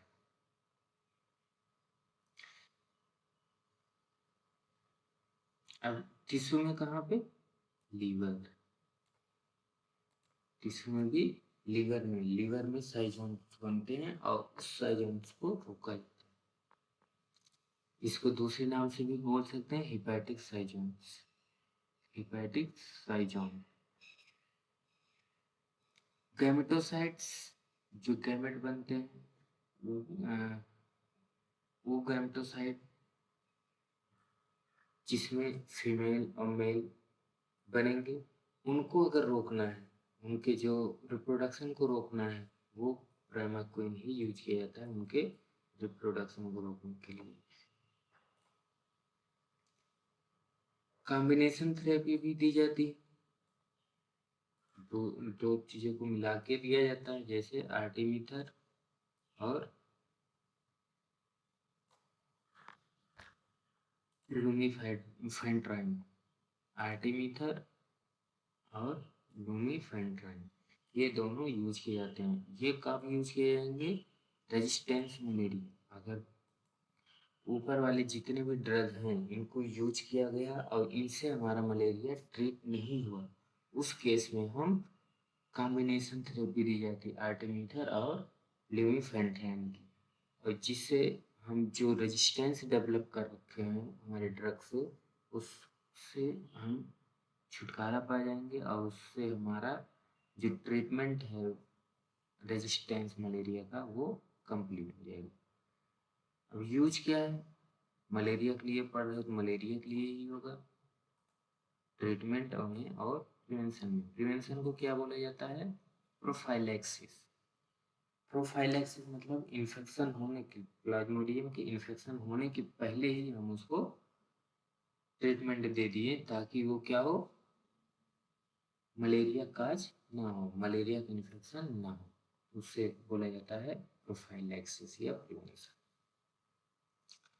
नेक्स्ट आता है state the use, stability, storage and formulation of doxycycline. Doxycycline क्या है, ये डेरिवेटिव है टेट्रासाइक्लिन का। इसका यूज कहाँ कहाँ किया जाता है, यूज इन बैक्टीरियल इन्फेक्शन जैसे respiratory tract infection, urinary tract infection, skin infection, इसमें यूज किए जाते हैं हमारे डॉक्सीसाइक्लिन। एक्ने ट्रीटमेंट में भी यूज किया जाता है, मुहासा किसी को निकल रहा है तो वहाँ भी डॉक्सीसाइक्लिन यूज किया जाता है। मलेरिया की प्रोफाइलैक्सिस में भी यूज किया जाता है, प्रिवेंशन में, मलेरिया की प्रिवेंशन में भी यूज किया जाता है। एसटीडी में भी यूज किया जाता है, सेक्सुअल ट्रांसमिटेड डिजीज जो होते हैं उसमें भी यूज किया जाता है। इसकी स्टेबिलिटी कैसे पता लगाएंगे या फिर कैसे इसको स्टेबल रखेंगे, स्टेबल इन ड्राई फॉर्म, ये ड्राई फॉर्म में स्टेबल रहता है। Degrade in the presence of light and moisture, अगर लाइट और मॉइस्चर इसको दिया जाए तो इसका डिग्रेडेशन स्टार्ट हो जाता है। इसी से हम पता लगाते हैं कि हम स्टोर कहाँ कर सकते हैं। स्टोर कर सकते हैं, ऐसा कंटेनर होना चाहिए जो टाइटली क्लोज्ड हो और लाइट रेजिस्टेंस हो, और हम लाइट और मॉइस्चर से प्रोटेक्ट करके रखें। इसके फार्मूलेशन कौन कौन से होते हैं, टैबलेट के रूप में, कैप्सूल के रूप में और सस्पेंशन के रूप में दिया जाता है। टैबलेट, कैप्सूल और सस्पेंशन के रूप में दिया जाता है। अब इन दो क्वेश्चन को इसी के आधार पे आप लोग सॉल्व करें। इन क्वेश्चन को सॉल्व करना, स्टोरेज कंडीशन, स्टोरेज कंडीशन में यही होंगे कि क्लोज, टाइटली क्लोज कंटेनर में स्टोर करना होगा, लाइट मॉइस्चर से प्रोटेक्ट करके। जितनी भी ड्रग हैं उनको हम लाइट और मॉइस्चर से प्रोटेक्ट करके ही रखते हैं। अगर मॉइस्चर किसी भी ड्रग में जाएगा तो उसका डिग्रेडेशन स्टार्ट करा देता है। डाइक्लोफिनेक और एसिक्लोफिनेक, कि जो भी स्टोरेज, ब्रांड नेम, यूज कहाँ करोगे इनके डाइक्लोफिनेक। अभी इसके ऊपर क्लासिफिकेशन पढ़ के आए हो NICID का, वहीं पे है ये डाइक्लोफिनेक, एसिक्लोफिनेक। ये पेन रिलीविंग एजेंट है, पेन से रिलीफ देते हैं। इंसुलिन, इंसुलिन कहाँ काम करता है? डायबिटीज में, टाइप 2 डायबिटीज में, जो क्या करता है, जो ग्लूकोज मेटाबॉलिज्म है उसको बढ़ा देता है। अब आते हैं long answer type question. Long answer type question, long type question जो होते हैं ये 5 मार्क्स के होते हैं। इसमें 5 मार्क्स होते हैं एक क्वेश्चन का। जो पहला क्वेश्चन है, what are impurities, write about various source of impurities, what is the importance of limit test. मतलब इम्प्योरिटी क्या है, सोर्स ऑफ इम्प्योरिटी क्या है, और इस लिमिट टेस्ट इम्पॉर्टेंट क्यों होता है अगर इम्प्योरिटी प्रेजेंट है तो। Impurity are unwanted foreign substance present in drug that may affect quality, safety and efficacy of drug। अगर हमारे ड्रग में कोई फॉरेन सब्सटेंस, कोई अनवांटेड सब्सटेंस प्रेजेंट है तो क्या करता है, उसकी उस ड्रग की क्वालिटी, सेफ्टी और एफिकेसी को अफेक्ट करता है। सोर्स क्या है? सोर्स इम्प्योरिटी, हमारी सोर्स कहाँ कहाँ से हमारी इम्प्योरिटी आ सकती है। सबसे पहले हमने जो रॉ मटेरियल लिया, जो हम मटेरियल यूज कर रहे हैं ड्रग बनाने के लिए, उसमें ऑलरेडी इम्प्योरिटी प्रेजेंट है, तो वहाँ से जो ऑलरेडी उसमें इम्प्योरिटी प्रेजेंट है वो हमारे फाइनल प्रोडक्ट तक जाएगा और वो फाइनल प्रोडक्ट को भी हमारा इम्प्योर कर देगा। यहाँ पे लिखा गया है स्टार्टिंग मटेरियल। अगर इम्प्योरिटी जो है वो स्टार्टिंग मटेरियल में प्रेजेंट है तो उसको बोला जाएगा रॉ मटेरियल इम्प्योरिटीज। नेक्स्ट आता है मैन्युफैक्चरिंग प्रोसेस। अगर हम कोई भी प्रोसेस ऐसा यूज कर रहे हैं मैन्युफैक्चर करने के लिए, उस प्रोसेस में ही प्रॉब्लम है, उस प्रोसेस में ही गड़बड़ी है, तो उस प्रोसेस में अगर गड़बड़ी है उसकी वजह से जो भी इम्प्योरिटी आएगी उसको बोला जाएगा मैन्युफैक्चरिंग प्रोसेस इम्प्योरिटी। जैसे इनकम्प्लीट रिएक्शन या फिर कोई साइड रिएक्शन हो रहे हैं, उसकी वजह से कोई साइड प्रोडक्ट बन रहा है और जो साइड प्रोडक्ट बन रहा है वो क्या हो गया, अनवांटेड प्रोडक्ट हो गया, इसकी वजह से क्या हो जाएगा, इम्प्योरिटी हो जाएगी। नेक्स्ट आता है रेजेंट एंड सॉल्वेंट। हम कोई भी रेजेंट जो यूज कर रहे हैं, कोई भी सॉल्वेंट यूज कर रहे हैं तो उसकी वजह से इम्प्योरिटी आ सकती है। Residual chemical left in product, जैसे कोई भी हम रेजेंट यूज किए, कोई भी सॉल्वेंट यूज किए, जो हमारा फाइनल प्रोडक्ट में अभी रिमेन है, बचा हुआ है, तो वो जो बचा हुआ है वही हमारा एज ए इम्प्योरिटी काम करेगा। नेक्स्ट आता है इक्विपमेंट एंड कंटेनर्स। जो भी हम कंटेनर वगैरह यूज करते हैं, अगर वो कंटेनर ही कंटामिनेट हो उसकी वजह से भी इम्प्योरिटी आती है। स्टोरेज कंडीशन, अगर हम स्टोर अच्छे से तरीके से नहीं किए हैं, वो एक्सपोजर है लाइट से, एयर से, मॉइस्चर से, तो उसकी वजह से भी हमारी इम्प्योरिटी आ जाती है। इन्वायरमेंटल कंडीशंस, इन्वायरमेंटल कंडीशंस क्या है, जैसे डस्ट, माइक्रोब, गैस, ये सारी चीज़ें अगर उसमें मिक्स हो गई हमारे प्रोडक्ट में तो उसकी वजह से भी इम्प्योरिटी आ जाती है।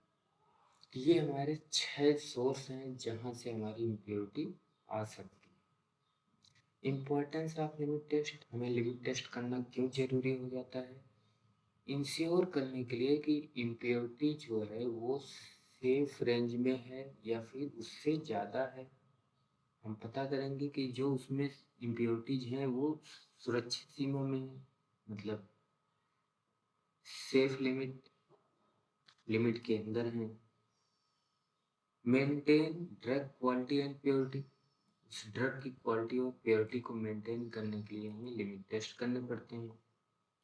प्रोटेक्ट पेशेंट सेफ्टी, जो पेशेंट है अगर ड्रग ही इम्पेयर होगा उससे हम पेशेंट को दे देंगे तो उससे पेशेंट की सेफ्टी नहीं हो पाएगी, उससे डिफरेंट साइड इफेक्ट आएंगे। तो ये सारी चीज़ें हमें देखनी पड़ती है और इसके लिए हम लिमिट टेस्ट करते हैं।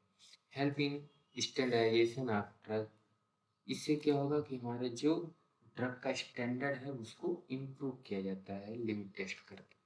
तो ये कुछ इम्पोर्टेंस हैं जिसके लिए हम लिमिट टेस्ट करते हैं। नेक्स्ट है एंटीन्यूप्लास्टिक एजेंट। एंटीन्यूप्लास्टिक एजेंट क्या होते हैं? Antineoplastic agent are drug used to treat cancer by inhibiting और डिस्ट्रॉइंग एबनॉर्मल सेल ग्रोथ। जो एबनॉर्मल सेल ग्रोथ हो रहा है उसको रोकने के लिए जो ड्रग यूज किए जाते हैं उसको बोला जाता है एंटीन्यूप्लास्टिक। इसमें साइक्लोफॉस्फामाइड, मेथोट्रेक्सेट, सिस्प्लेटिन, डॉक्सोरिबोसिन, ये सारी चीज़ें यूज की जाती हैं। अब इसमें और भी चीज़ें कर सकते हैं कि इसका क्लासिफिकेशन कर सकते हैं, लेकिन यहाँ पे केवल इतना ही पूछा गया है कि डिफाइन एंटीन्यूप्लास्टिक एजेंट। एंटीन्यूप्लास्टिक एजेंट होते क्या हैं, इसके चार एग्जाम्पल। नेक्स्ट क्वेश्चन है explain the fundamentals of volumetric analysis, discuss about complex symmetric titration. अब वॉल्यूमेट्रिक एनालिसिस क्या होते हैं? जो वॉल्यूमेट्रिक एनालिसिस होता है इसमें हम क्वांटिटेटिव एनालिसिस करते हैं। क्वांटिटी डिटेक्ट करते हैं कि कितने क्वांटिटी में हमारा इम्प्योरिटी प्रेजेंट है हमारे ड्रग में। अगर हम क्वांटिटी पता कर रहे हैं तो वो क्या है? Volumetric analysis.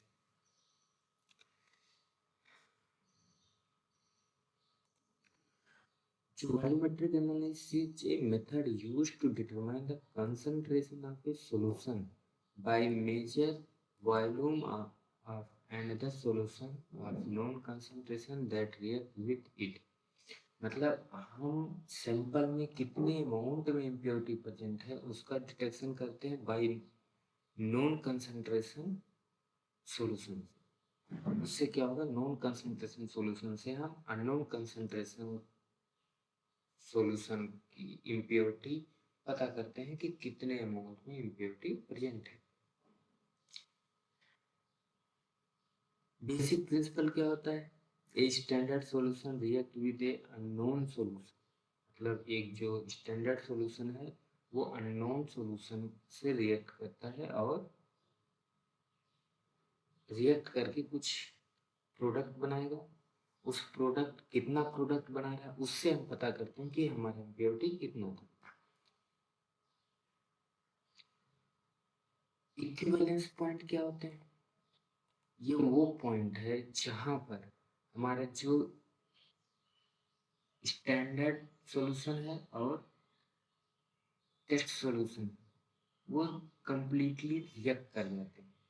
वो कंप्लीटली रिएक्ट कर जाते हैं, मतलब हमारा ना स्टैंडर्ड सॉल्यूशन बचा हुआ है ना टेस्ट सॉल्यूशन बचा हुआ है।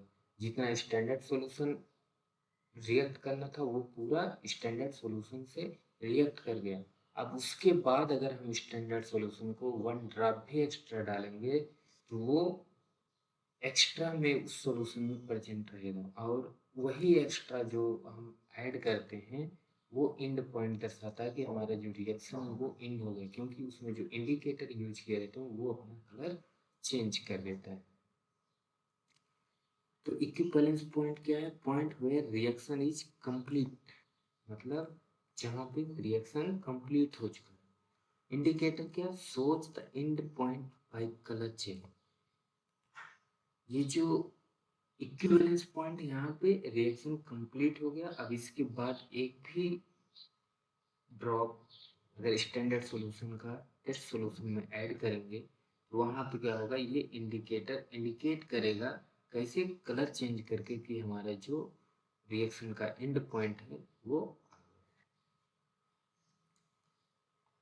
टाइप ऑफ टाइट्रेशन उसमें है acid based, redox, precipitation, complexometric, ये सारे हमारे वॉल्यूमेट्रिक टाइट्रेशन के, वॉल्यूमेट्रिक एनालिसिस के हैं। उसी में से एक पूछा गया है कॉम्प्लेक्सोमेट्रिक टाइट्रेशन। कॉम्प्लेक्सोमेट्रिक नाम से पता चल रहा है कॉम्प्लेक्स मतलब कॉम्प्लेक्स कंपाउंड फॉर्म होगा। Titration based on formation of stable complex between metal ion and a complex single, मतलब इसमें एक कॉम्प्लेक्स फॉर्मेशन होगा और उसी कॉम्प्लेक्स फॉर्मेशन से हम पता लगाएंगे कितना अमाउंट में हमारा इम्प्योरिटी प्रेजेंट है। इसका प्रिंसिपल क्या है? It is based on the formation of stable complex between metal ion and ligand like ADT. अगर हमारे जो भी सैंपल है उसमें किसी मेटल आयन का इम्प्योरिटी, उस मेटल आयन का इम्प्योरिटी अगर हमें पता करना है तो वो मेटल आयन रिएक्ट क्या किसे करेगा? लिगेंड एजीटीएफ, एथिलीन डाइमीन टेट्राएसिटिक, उससे रिएक्ट करके कॉम्प्लेक्स बनेगा। अब वो कॉम्प्लेक्स कितना बन रहा है, जितना कॉम्प्लेक्स बनेगा उसी के आधार पे हम बताएंगे कितने अमाउंट में हमारा मेटल का इम्प्योरिटी प्रेजेंट है। तो ये बेस्ड किस पे होता है? Formation of stable complex between metal and ligand.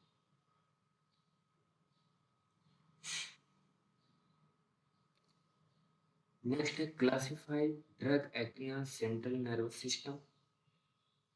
Central nervous system पर ड्रग जो काम करता है उसका क्लासिफिकेशन करना है। डिफाइन एंटीक्लोंजिन, एंटीक्लोंजिन क्या होता है, और एक्सप्लेन एग्जाम्पल भी इसके होता है। क्लासिफिकेशन क्या है? Drug acting on CNS are classified based on their effect on brain and spinal cord. उसके ब्रेन पे कैसा इफेक्ट दे रहा है और स्पाइनल कार्ड पे उसकी एक्टिविटी क्या है, उसके आधार पर उनको क्लासिफाई किया गया। पहला सीएनएस डिप्रेशन। सीएनएस डिप्रेशन ऐसा ड्रग है जो सीएनएस को डिप्रेस करेगा, मतलब सप्रेस करेगा उसके एक्शन को, उसको बोला जाता है सीएनएस डिप्रेशन। मतलब these drug reduce brain activity, brain की एक्टिविटी को कम करेंगे। एग्जाम्पल में general anaesthesia, sedative hypnotics, opioid analgesic और एल्कोहल, ये सब हमारे जो सीएनएस हैं इनको सप्रेस कर देते हैं। जनरल एनेस्थीसिया में क्या? हैलोथिन, प्रोपोफोल, ये जो यूज किए जाते हैं, ये किस में यूज किया है? जनरल एनेस्थीसिया में। सिडेटिव और हिप्नोटिक्स में डायजेपाम, जोल्पिडेम, ये यूज किए जाते हैं सिडेटिव और हिप्नोटिक्स में। निद्रा कारक जिसको बोला जाता है, निद्रा करने में नींद लाता है। ऑपियोइड, मॉर्फिन एंड कोडीन जो थोड़ा सा नशे करते हैं, और एल्कोहल, ये जो है हमारे सीएनएस को सप्रेस करते हैं, डिप्रेसेंट हैं।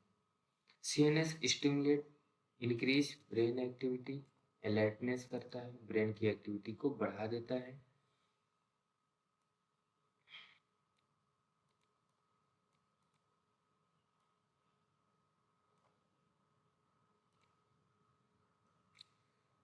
एग्जाम्पल में है कैफीन, एम्फेटामिन और निकोटीन।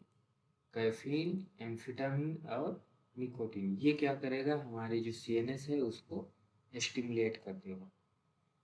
नेक्स्ट आता है एंटी कन्वर्जेंट और एंटी एपिलेप्टिक ड्रग। कुछ ड्रग होते हैं जो एपिलेक्सिया में, एपिलेप्टिक कंडीशन में यूज किए जाते हैं, जैसे बार्बिचरेट्स, जितने भी बार्बिचरेट्स हैं सब इसमें यूज किए जाएंगे। साइकोट्रोपिक ड्रग, कुछ ड्रग हैं जो मूड ठीक करने के लिए, बिहेवियर ठीक करने के लिए उसमें यूज किए जाते हैं, जैसे बिहेवियर, मेंटल स्टेट, इन सबको सही करने के लिए कुछ दवाएं यूज की जाती हैं, वो होता है साइकोटिक ड्रग।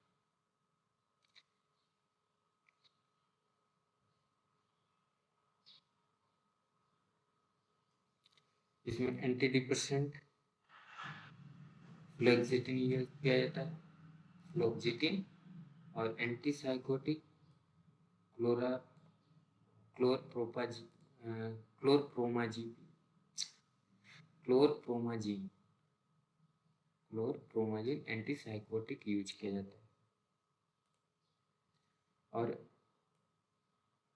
डायज़ेपाम यूज किया जाता है एंजियोलाइटिक, मतलब अगर चिंता हो रही है तो उसको ट्रीट करने के लिए डायज़ेपाम वगैरह यूज किया जाता है। इस तरीके से जो साइकोटिक ड्रग हैं वो एंटी डिप्रेसेंट और एंटी साइकोटिक और एंजियोलाइटिक ड्रग यूज किए जाते हैं। क्लोरप्रोमाजीन जो है वो एंटी साइकोटिक यूज किया जाता है। अब एंटी कन्वर्जेंट क्या होते हैं? Anticonvulsant drug are medicine used to prevent control seizure by reducing excessive electrical activity in the brain. Seizure क्यों आते हैं? जब हमारा न्यूरॉन्स हाइपर एक्टिविटी में रहता है, हाइपर एक्टिव रहता है, उस केस में सीजर आते हैं। और उस सीजर को क्योर करने के लिए हम देते हैं एंटीकन्वल्जेंट ड्रग। ये क्या करता है? जो भी हाइपर एक्टिविटी है न्यूरॉन्स की, उस एक्टिविटी को रिड्यूस कर देता है। जो इलेक्ट्रिकल एक्टिविटी है ब्रेन की, उसको रिड्यूस कर देता है, जिससे क्या होगा, हमारा जो सीजर है वो कम हो जाएगा। मैकेनिज्म क्या होता है एंटीकन्वल्जेंट का? वो इंक्रीज इनहिबिटरी न्यूरोट्रांसमीटर गाबा एक्टिविटी को बढ़ा देता है। गाबा इंक्रीजिंग इनहिबिटरी न्यूरोट्रांसमीटर, जो गाबा न्यूरोट्रांसमीटर है उसके अमाउंट को बढ़ा देगा, जिससे क्या होगा, जो इलेक्ट्रिकल एक्टिविटी थी फास्ट थी, उसको क्या कर देगा, इनहिबिट कर देगा। रिड्यूसिंग एक्साइटेटरी सिग्नल, जो भी एक्साइटेटरी सिग्नल मिल रही है उसको रिड्यूस कर देगा।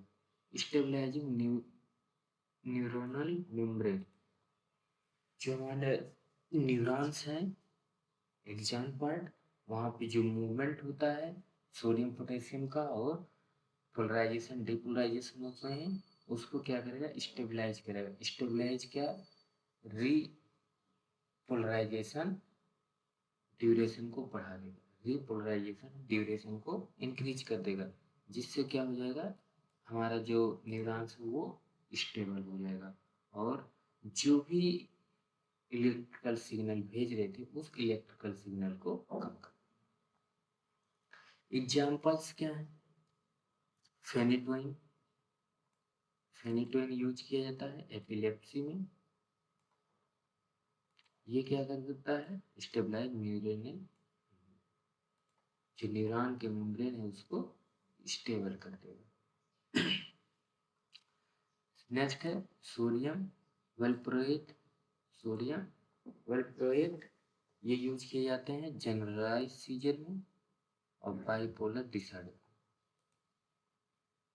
ये क्या करता है, increase GABA level in brain, जो गाबा इनहिबिटरी न्यूरोट्रांसमीटर है उसके लेवल को बढ़ा देता है। फेनेटोइन क्या किया, स्टेबलाइज किया, सोडियम वेलप्रोएट क्या किया, गामा लेवल को इंक्रीज कर दिया। कार्बामाजिपिन, कार्बामाजिपिन जो होता है वो पार्शियल सीजर में यूज करते हैं, ट्राइजेमाइनल न्यूरोग्लियल में यूज करते हैं। जिसका काम क्या है, सोडियम चैनल को ब्लॉक करेगा। अगर सोडियम चैनल ब्लॉक हो रहा है तो पोलराइजेशन नहीं होगा, डीपोलराइजेशन नहीं होगा। अगर डीपोलराइजेशन नहीं होगा, हमारा मूवमेंट ऑफ इम्पल्स नहीं होगा, इलेक्ट्रिकल सिग्नल नहीं जाएंगे। नेक्स्ट है डायज़ेपाम, एक्यूट सीजर में एंजाइटी में यूज किया जाता है और ये क्या करता है, गाबा इफेक्ट को इनहेंस कर देता है। निष्कर्ष क्या निकला, CNS drugs are classified into depressant, stimulant, and psychotropic and anticonvulsant. Anticonvulsants are essential drugs based to control epilepsy by reducing abnormal brain activity. अगर एब नॉर्मल ब्रेन एक्टिविटी हो रहा है तो उसको रिड्यूस करता है। कैसे? गामा लेवल को बढ़ा के, उसके बाद जो न्यूरोनल मेम्ब्रेन है उसको स्टेबलाइज करके, बीटा ब्लॉक सोडियम चैनल को ब्लॉक करके, इस तरीके से वो एपिलेप्सी को रिड्यूस करता है। नेक्स्ट है what are diuretics and their classification. Write the chemical name, chemical structure, use, storage condition and brand name of furosemide. Diuretics क्या होते हैं? ऐसे मेडिसिन जो हमारे यूरिन फॉर्मेशन को बढ़ा देंगे और फ्रीक्वेंसी ऑफ यूरिनेशन को बढ़ा देंगे, उनको बोला जाता है डायूरेटिक्स। वही चीज यहाँ पे, diuretics are drug that increase the formation and excretion of urine by the kidney, helping to remove excess water and salt from the body. जब डायूरेसिस होगा उसमें क्या होगा? वाटर लॉस होगा, साल्ट भी लॉस होगा बॉडी से, उसको बोला जाता है डायूरेसिस। और उसमें जो ड्रग यूज किए जाते हैं उसको बोला जाता है डायूरेटिक ड्रग। क्लासिफिकेशन क्या है? इनको जो क्लासिफाई किया गया है on the basis of action, कहाँ साइट ऑफ एक्शन, कहाँ कहाँ पे वो एक्शन कर रहे हैं। जैसे लूप डायूरेटिक्स, लूप डायूरेटिक्स कहाँ काम करते हैं? लूप ऑफ हेनले पे। एग्जाम्पल में फ्यूरोसिमाइड और ब्यूमेटाइड। फ्यूरोसिमाइड एंड ब्यूमेटाइड क्या है? Loop diuretics. थायाजाइड, थायाजाइड यहाँ डीसीटी पे काम करते हैं। थायराइड कहाँ पे काम करते हैं? डीसीटी पे। इसमें होता है हाइड्रोक्लोरथायाजाइड, क्लोरथायाजाइड, ये सारे यूज आते हैं थायराइड्स में। नेक्स्ट है potassium sparing diuretics. Potassium sparing diuretics, potassium मतलब पोटेशियम आयन, स्पेयरिंग मतलब बचाव डायूरेटिक। हम ऐसे डायूरेटिक्स यूज कर रहे हैं जो पोटेशियम के लॉस को बचा रहा है, प्रिवेंट कर रहा है। वो है spironolactone and amiloride. Spironolactone and amiloride ये क्या कर रहे हैं? पोटेशियम को लॉस होने से बचा। Osmotic diuretics increase osmotic pressure in kidney tubules and example क्या है? ऑस्मोटिक। अब ऑस्मोटिक प्रेशर को जब इंक्रीज करेंगे तो वाटर क्या है? ज़्यादा लॉस होगा। इसमें नेक्स्ट वो क्वेश्चन पूछा गया फ्यूरोसिमाइड। ये फ्यूरोसिमाइड का स्ट्रक्चर है 4 क्लोरो 1 2 3 4, 4 क्लोरो एन फॉरफ्यूरिल मिथाइल, इसको बोला जाता है फ्यूरान। फ्यूरान के साथ अगर CH2 जुड़ा हुआ है तो उसको बोलते हैं फॉरफ्यूरिल। 5 सल्फामाइल, ये 5 पे सल्फामाइल है। एंथ्रानिलिक एसिड, ये पूरा है एंथ्रानिलिक एसिड। एंथ्रानिलिक मतलब ये बेंजीन रिंग COOH इथेन, ये है एंथ्रानिलिक एसिड। उसी आधार पर उसको क्लासिफाई नाम लिखा गया 4 chloro and 2 furfuryl methyl 5 sulphamoyl anthranilic acid. इसका यूज फ्यूरोसिमाइड कहाँ पे काम कर रहा था? फ्यूरोसिमाइड कहाँ पे काम कर रहा था?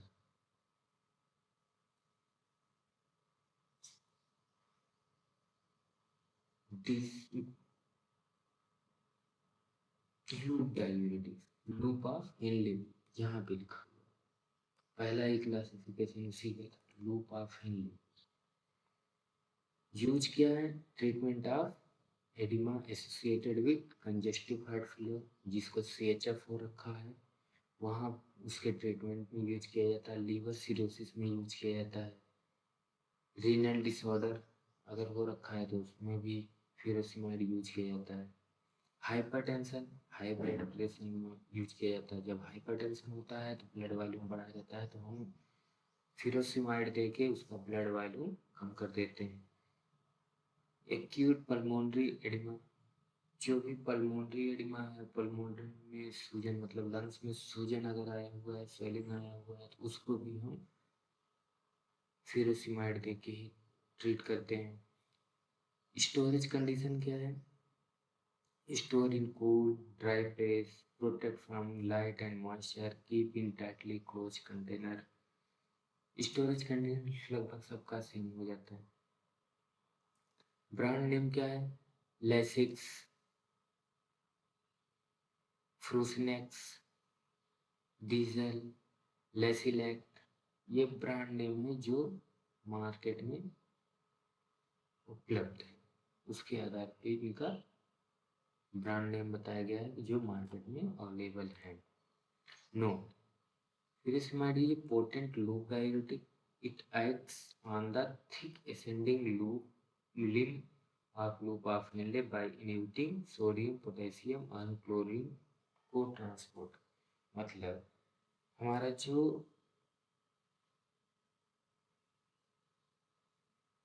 लूप ऑफ हेनले होता है, एक तो डिसेंडिंग लूप ऑफ हेनले होता है, एक असेंडिंग लूप ऑफ हेनले होता है। जो डिसेंडिंग लूप ऑफ हेनले होता है वो थिक होता है, वहां भी ये काम करता है फ्यूरोसिमाइड। वहां पे क्या करेगा, जो सोडियम, पोटेशियम और क्लोरीन का को ट्रांसपोर्टर है उसी को इनहिबिट करेगा। जब उसको इनहिबिट करेगा तो वाटर का रीअब्जॉर्प्शन नहीं हो पाता है, जिससे क्या होगा, मैक्सिमम वाटर हमारा यूरिन के थ्रू बाहर चला जाता है। Diuretics are drugs that increase urine output and are classified into loop, thiazide, potassium sparing and osmotic diuretic. Furosemide is a potent loop diuretic used mainly for edema and hypertension. Next आता है what are antacid, write the molecular formula, pharmaceutical formula और storage and use of sodium bicarbonate। मतलब antacid क्या होते हैं? ऐसे chemical substance जो acid के सिक्रीशन को कम करें, एसिड के सिक्रीशन को कम कर दें, उसको क्या बोलते हैं? एंटासिड। जैसे antacid are drugs that neutralize excess stomach acid and rise gastric pH to relieve acidity, heartburn and indigestion। मतलब एंटासिड ऐसे केमिकल्स हैं जो स्टमक में एक्सेस में अगर HCl है तो उसको न्यूट्रलाइज कर दें। जब HCl न्यूट्रलाइज हो जाएगा पीएच को इंक्रीज कर देंगे और एसिडिटी को कम कर देंगे, हार्टबर्न जो हो रहा था उसको कम करेंगे, इंडाइजेशन जो हो रखा था उसको भी कम कर देते हैं। एग्जाम्पल के रूप में sodium bicarbonate, NaHCO3, sodium bicarbonate molecular formula होता है NaHCO3। Pharmaceutical formula, sodium bicarbonate is available in tablet form में, पाउडर फॉर्म में, इंजेक्शन के फॉर्म में और इफर्वेसेंट प्रिपरेशन। मतलब 4 टाइप के प्रिपरेशन प्रेजेंट है इसके, टैबलेट, पाउडर, इंजेक्शन और इफर्वेसेंट। इफर्वेसेंट क्या होते हैं? इफर्वेसेंट पाउडर होता है या टैबलेट होता है जिसको खाने के बाद उसमें से CO2 गैस निकलती है, उसको बोलते हैं इफर्वेसेंट। यूज कहाँ करेंगे? Act as antacid to neutralize stomach acid, stomach acid को न्यूट्रलाइज करने के लिए। अगर किसी को एसिडोसिस हो रखा है उसको ट्रीट करने के लिए, किसी को किडनी डिसऑर्डर है, क्या करना, पीएच मेंटेन करने के लिए, तो वहाँ भी यूज किए जाते हैं। हार्टबर्न और इंडाइजेशन हो रखा है तो उसको भी ट्रीट किए जाते हैं by use of antacid. Storage क्या है? Store in cool and dry place, tightly close container, protect from moisture and air. इन सब चीज़ों से बचा कर। Define anticholinergic drug, write the classification, name, structure, इन सबको आप बुक से भी थोड़ा बहुत देख लें। तो आज हमने जो भी इम्पोर्टेंट क्वेश्चन है D pharma first year pharmaceutical chemistry, उनके बारे में हम पढ़ें और उनके बारे में हम समझें, और जितने क्वेश्चन हम बताए हैं इससे 80 to 90% क्वेश्चन आपके एग्जाम में एग्जैक्ट मिलने वाले हैं। मैं उम्मीद करता हूँ कि आप लोगों को ये समझ में आया होगा। अगर आपको इस पेपर का PDF चाहिए तो हम आपको इसी YouTube वीडियो के कमेंट सेक्शन में हम प्रोवाइड करा देंगे, लिंक प्रोवाइड करा देंगे। आप वहाँ से जाके अपना ये PDF डाउनलोड कर सकते हैं। तो आज के लिए इतना ही, पढ़ते रहिए।